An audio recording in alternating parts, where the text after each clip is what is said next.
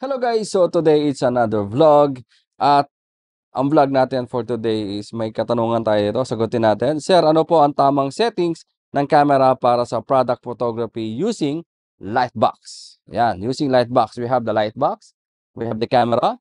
Actually, the camera is an old camera. It's 4 megapixel. No, it's 8 megapixel, 10 megapixel. I'm not sure, 10. I think 8 megapixel. And subject natin is also a camera. So yan, I choose a background which is a gray. I think it's a gray, right? It's a grayish something like beige. It's like a beige. I'm a color blind now. It's like a beige with a brownie something ganon. Yan. So we have the subject which is the camera and I'm gonna show you kung ano yung settings na gagawin natin. So actually, ang gagawin natin is manual mode. Yan, pakita ko sa yung manual mode natin. Nasa M mode tayo o manual mode. And again, meron tayong tripod because gagamit tayo ng higher aperture. So, ayan, ang aperture natin is f10. I'm using f10 with the shutter which is 25. So, it's very slow shutter. We're using slow shutter now. Kaya meron tayong tripod.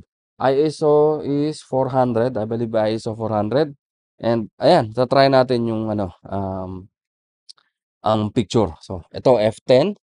Okay.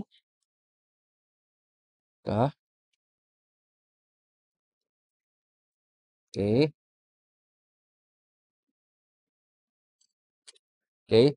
This is f10 with 25 shutter and ISO 400. So this is the picture of f10, 25 f to 25 and ISO 400.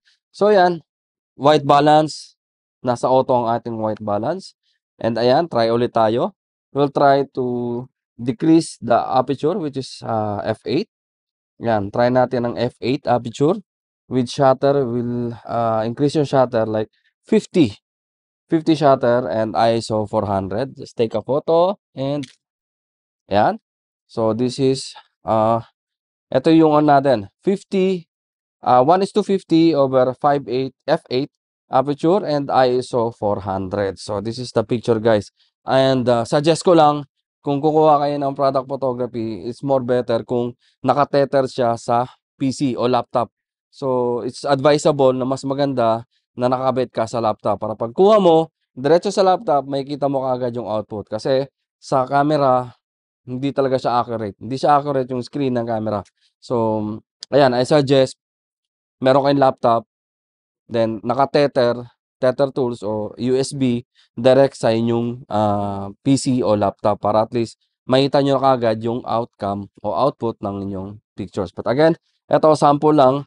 Ito nasa 1:50 tayo, f8 to ISO 400. So, ayan, white balance auto. Again, laruin nyo lang yung ano nyo, yung pinaka-shutter aperture at yung ISO. So kung bababa ka na sa 50 or less than 100 or 80, less than 80, mas maganda kung naka-tripod ka na. So meron kayong tripod para stable yung kuha natin. Stable din yung picture natin, diba? Kuha ka lang ng kuha. So pag alam mo na kung tama na yung pictures ng settings, yun, kuha ka lang ng kuha, same settings lahat kasi yung continuous light, isa lang naman, pare-pareho lang. So isang position na lang, kung paano yung position yung pagkain nyo, yung food, yung product, o ano ba yan. So yun na lang. Yun lang yung pinaka-tips ko, gamit kayo ng manual mode, check nyo yung shutter nyo lagi, yung shutter, at mas maigi kung naka-tripod na rin. Tapos naka-tether direct sa PC o laptop. So ayan, sana nasagot ko yung tanong mo.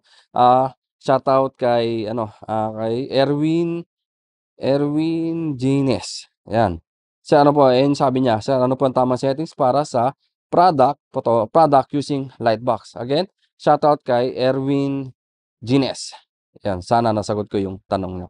Ayan, shoutout nga. Ayun, so hanggang dito na lang, Sir Erwin, sana nasagot ko yung tanong mo. Again, papakita ko yung mga sample photo na different settings ng camera, yung aperture, shutter, yung settings niya. Yan, papakita ko yung mga sample photos at ayun, gamamit tayo ng Orange Monkey Folio 25-inch size. So, yan. Background, kahit anong background ang gamitin yung papel. Ayan.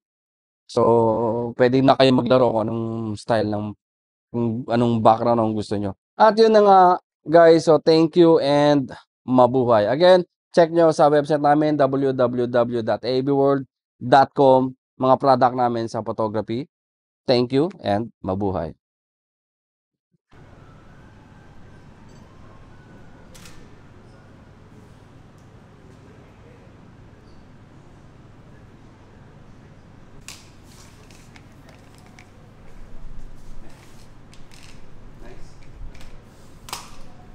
You remember this customer?